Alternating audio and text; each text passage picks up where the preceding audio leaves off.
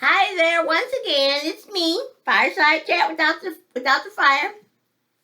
Just finishing up, I guess, the final hours of our Christmas Day, December 25th, 2021. And I started making a video when I was out at the park, and then the bee interrupted it, and so I went ahead and stopped the video. And now I'm gonna take it up here. I decided to keep the video. I was gonna turn it off because the bee went in and disturbed everything. But I started telling you all about the movie that I saw on Encounter, and then I decided to keep it so I can share that little tidbit with you. But basically, what I want to continue is the bee reminded me of you all when we were a family. We used to go to the library all the time. You all had a library card. We was always in the library. We frequent flyers at the library. And we used to get books, stuff like all about bees, all about birds, all about storms, all about trees, all about everything. It was just a bunch of stuff that you all used to learn about things. And one of the things I remember you telling you all going to school is because, when you're learning about the bees, and that's why we got the book, so you can understand, like, when the school you used to go to, when you're out playing, there used to be bees around. And so you learned about the bees, and I told you if you all are ever in a crowd with the people and the friends that you're hanging around start slapping around the bees, start trying to hit the bees, you need to get as far away from them people as possible. Because what you learned in your book is that bees only attack when they feel threatened. When they come in light on you, meaning they're just coming like maybe to check you out, think you're a flower, see if you're there in nectar, maybe just something to eat. But once they realize you're none of that, they're off on their way. Because they, what you learned in your book. Excuse me. Every time a bee stings, he puts his life in jeopardy. So he's not going to just be going around trying to sting people. So you learned that in your book, and so one of the things we told you was to make sure that people, your classmates and that, start smacking these bees around.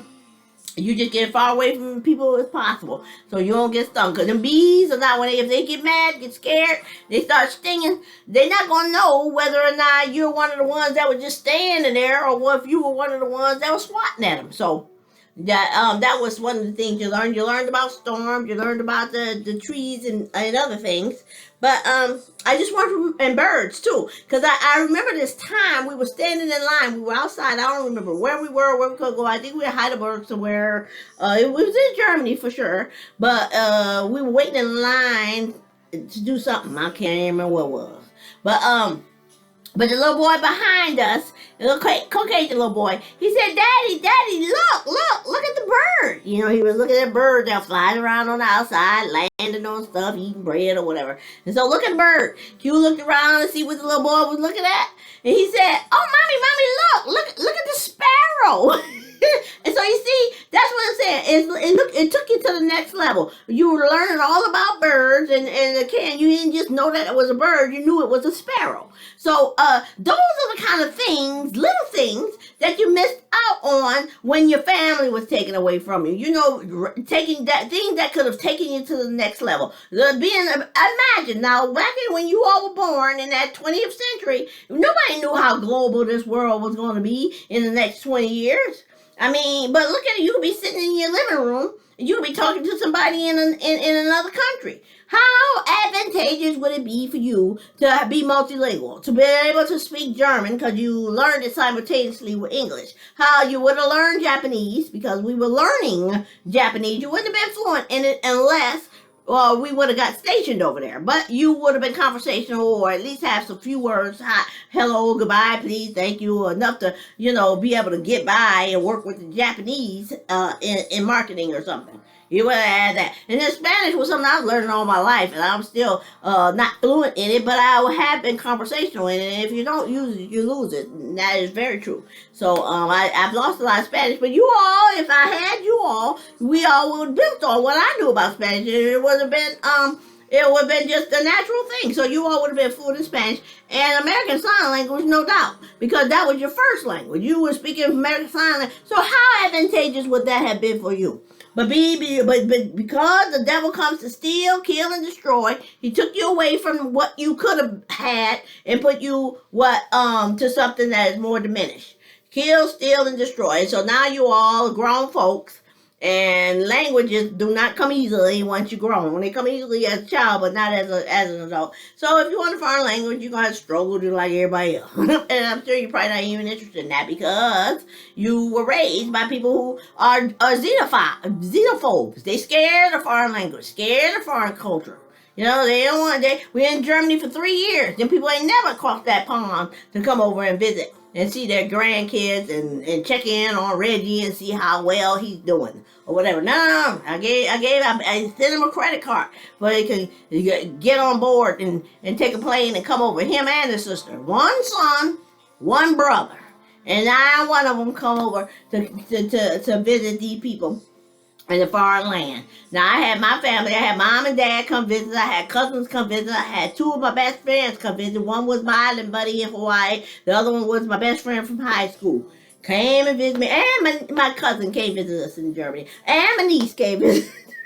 And my nephew came visit us in Germany. So, you know, had slew of people coming over to visit us in Germany. I don't know why none of Reggie's people came over to visit in Germany. It's asinine is what it is. That's the reason. And then the same thing, like I said, they took advantages that you all were given at birth and took those things away from you.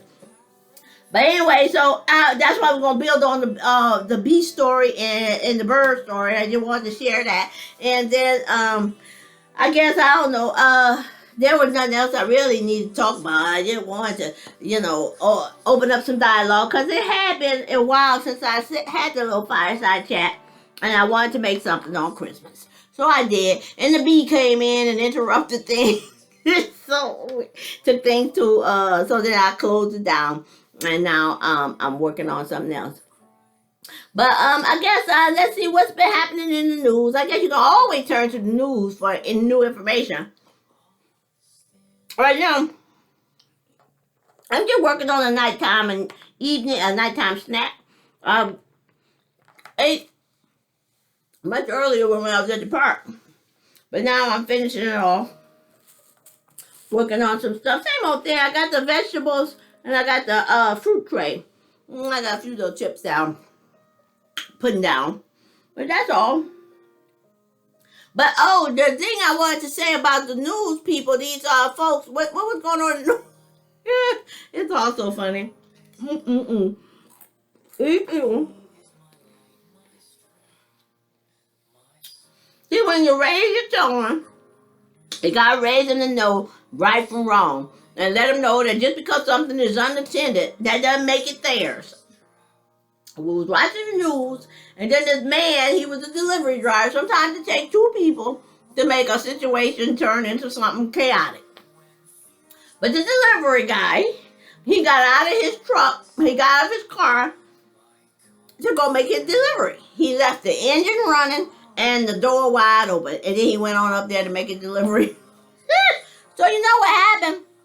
Some young person came along, trot, and jumped right into the car, dropped right into the driver's seat, closed the door, and he thought he was on his way. But I guess the man from the delivery, the car owner, saw the boy doing that, and he came down the stairs. The window was down on the driver's side. He reached through that window and grabbed it. He tried to grab the young boy. I can imagine the young boy was trying to get out through the passenger door. Because on the news, all you can see is the car owners. You see his legs and feet hanging out the window of the driver's side. So I can imagine he must have had half the rest of his body inside the car, trying to get a hold to the young man that was trying to get out on the passenger side. But anyway, they got a hold to him, got him out the car, and all this other kind of stuff. But it's just crazy the way you see people clown. And see now. If the man should have left his car running, and the boy shouldn't believe that, well, it's sitting here, the door wide open, it must be for me. I guess he thought that was his time. He thought he was on his way. But anyway, that was funny. I had to laugh at that. But anyway, the other thing I just wanted to put out here, because this is the holiday season. You know how it goes. Thanksgiving. You got after Halloween, everything just goes real fast. You got Halloween, Thanksgiving, Christmas, New Year's, and that. And then all the rest of the year, you got all these other things popping up, Easter and with all the Memorial Days and all kinds of stuff throughout the year. So basically, my word to you all is I hope you all are making your own happy. I hope that you all are making your own holiday traditions and not trying to rely on what commercial is doing, all this commercialized version of holidays, because right this time of year, this is time to everybody rallying around the family and everybody rallying around tradition and all that. And if you ain't got a strong family and you ain't got tradition, this could be a bummer for you. And in fact, they say it on the news sometimes that this is the time of year where most people be feeling all glum and depressed and all that. Don't be that individual. If these holidays make you feel some kind of way because of the fact that your family was all blown up with a Claymore mine way back before you were even too young to understand or coping skills to deal with it, now you're grown and you are in the driver's seat. So take charge of your life. Be the author of your destiny. Don't let these commercials and all the things that everybody else is doing and going around watching the lights and saying everybody singing Kumbaya and every store you go into playing Christmas music. You couldn't get away from Christmas music around these holidays if you wanted to. And the sad thing about it to me is that they be playing these Christmas songs, all the classics and everything, but you can't even sing along. A song that you know, a song that you like, could even be your favorite song, but you can't sing along, because a lot of times what they have is a different renditions. They playing it overhead in the speakers and all that kind of stuff, but it's a different rendition, somebody else's version of it, and so you don't know that version, so you can't sing along. And not only that, you compare it to the song that you know, and you allow that they don't ruin they done ruined the song. So, so don't let the commercialized version of the holidays get to you. You go ahead, make your own traditions and do your own thing and all that other kind of stuff. And like I think I mentioned in the earlier video, some of the things I did across time, during the time, when I look at my life, there's a segment before the Reginald Terrence and after Reginald Terrence, the baby daddy. So the things going forward after Reginald Terrence, it had nothing to do with all the traditions and all the magic and all the wonderful things and the spirit of Christmas and all that. It was just a matter of making sure everybody got a little gift, because I didn't want to be the Grinch. And so I want to make sure everybody got a little gift. But then throughout the year, as all these other days and holidays came up, I found something else to do. Like I said, sometimes it was buying exotic meats. Sometimes it was going out and trying to find dining. And sometimes it was adventure type stuff, things that I used to do. So I found my own way, make my own memories, and find my own happy. And that's what you got to do. I don't know who you got in your world, but you did have to find a substitute. You had to find substitutes for mom and dad, because mom and dad wasn't there. The two people that brought you onto this planet was not here to mold you, shape you, give you the tools and all the things that you needed to be able to thrive, survive, and make it to the next level. That was all taken away. But ain't nothing you can do about that. But what you can do, because you were young, you couldn't do nothing about it then, but what you can do about it now, because you all are in the driver's seat. You all are the authors of your own destiny. So find your own happy, make your own memories, make your own traditions, and do things that make sense to you. Don't buy into all this commercialism, because if you do, find yourself down, down in a bottle of fifth of spirits around the holidays and stuff like that. You're trying to, escape your memories and that. And you don't want to do that. You don't even want to be, right now when y'all are grown, it's one thing when things were going down and you were young. You ain't had a choice. You ain't had that. You were just along for the ride. But now that you're grown, you all are in the driver's seat. So you have to find a way to make sense of this world. Rise above your raising and find your own happy. Don't be leaning on anybody else to make you happy, because your happiness is in your own, it's at your disposal. You gotta make it. And then, like I said, the other thing, I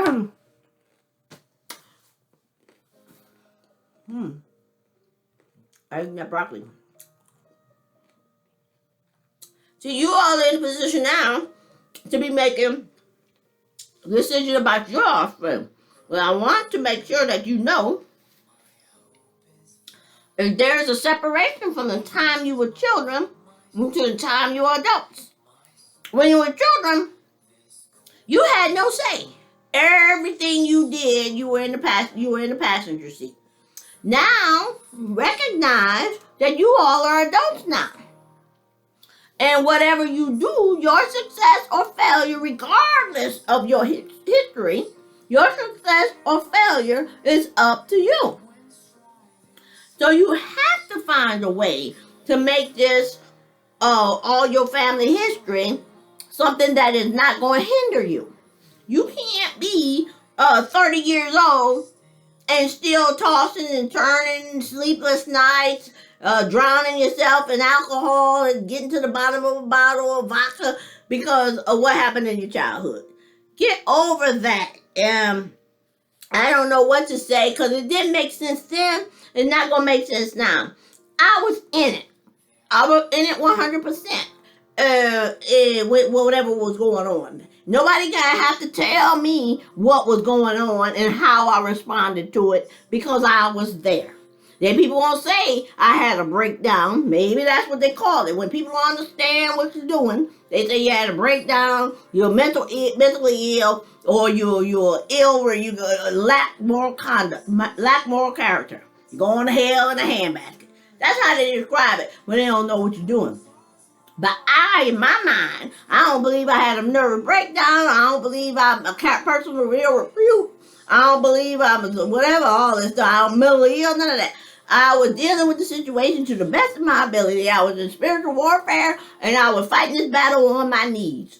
And that's what I was doing. Not for me, but for my young. I was fighting for my young because I knew that what these people were doing was going to be taking away advantages from my young. They were robbing my children. They were traipsing upon their inalienable rights. Things that my children, advantages that that were given to my children inherently, things that they were born with, was about to be taken away. Choices that I made for my young, for my offspring, before they were arguing tearing. They ain't know you at the time, but for my offspring.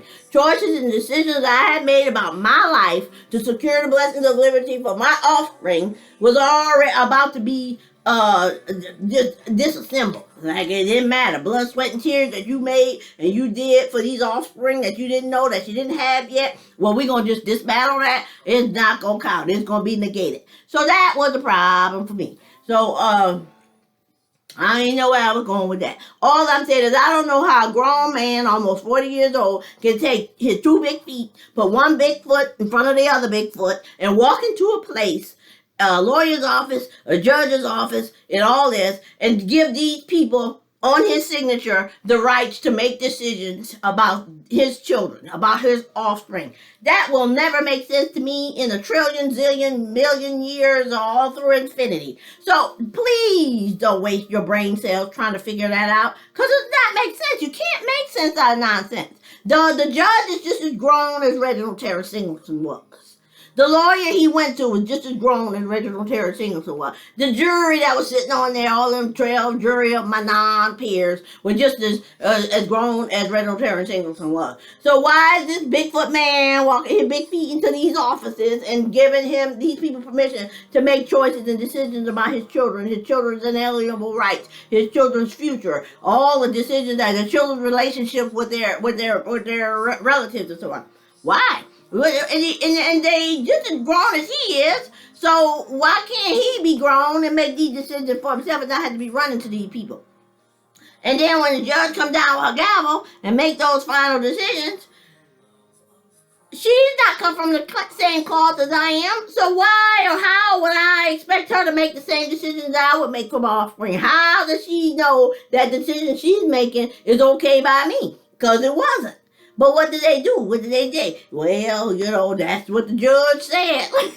That sounds so asinine to me. Because just because the judge said it, and I'm a law-abiding taxpaying citizen, all my life I was. I had a history to prove it.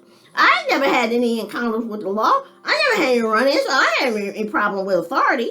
But when the judge come down with some gavel and tell me that I'm supposed to just go with the flow and let this man make all these decisions about my young and be putting all these liabilities against their existence before they even too old enough to have a say or have the coping skills to deal with it, I have a problem with that. So I stood up for it. I didn't go with the flow, and guess what? I was putting in place a home for people with low moral character and ill repute. They want to reform me. And see, that don't make no sense. And see, to me, I feel like I'm disillusioned. For some kind of reason, at that moment in time, at 40 years old, that's when I realized that my belief system totally collapsed. Everything I believed about this country and all the things we said and all that doctrine that was indoctrinated in our heads again and again and again and again, day in, day out, do all your training, through all your cadence callers, through all your words and this and that. All the stuff that you learned in the 11 principles of leadership, all these things that you learned, every training that you ever had, it seemed to me it was almost like a slap in the face. Somebody gave me a reality check. At the grand scale, that's what we're doing. We're securing the blessings of liberty. We're making sure that the welfare of your posterity. We're the home of the free, the land of the free, the home of the brave. All this mantra, all this stuff, it all applies, but it applies on a grand scale. As long as you're doing all this fighting for your country and making sure that we can maintain the way of life for everybody, every citizen, then we're good to go. But at the family level, there is no help. That's what I was slapped in the face with. That's the reality that slapped me in my face, because all this training I had, all the stuff that I know to do against all enemies, foreign and domestic, you shimmy to the top of the house, you shimmy to the top of the White House, and remove the American flag and place your flag up there. Same thing here at 415 Arapahoe. Somebody gonna shimmy to the top of 415 Arapahoe, remove the flag, that's me, and then place some other flag there, that's the 20-something. They'll put her in my place. And on the first scenario, you got all kinds of people. You got called all kinds of people to help you. You got the Army, Air Force, Navy, Marines. You're calling in what they call it, the airstrikes and everything. Ain't nobody gonna make it to the top of that White House and pull down the American flag and put theirs up there. It ain't gonna happen. People gonna die in defense of that situation. But at the family level, you're supposed to just let it happen. Okay, go on up there, and then I'm supposed to be okay with that. When I know that this is not kosher, this is a jacked up situation and need not go with the flow. But anyway, I gotta get off of this thing because I see it's 22 minutes. And like I said, I want to keep these things short. And my aim with these things is, like I said, I don't know right now what y'all might be interested in later on in life, what kind of information you want, but I'm putting it all up there because I ain't got nothing to hide. I feel, this was a jacked up situation, and you have to feel confident with your choices that you made. And I think that you all should be able to talk to them people, them singletons that sat up there and didn't have a say back in 2000, 2001, 2002, 2003, 2004, and then in 2004. Part of it, and then when the man got his toe tagged at the board, then everybody got something to say. Everybody want to show up. Everybody want to cry foul. Everybody want to make the victim noises. That's asinine. What can they do now? The man is dead. What they should have done was what they should have done before he died. You should have tried to find a way that this situation could have been mitigated. But anyway, I'm turning it off right now because I all got to say right now. Bye.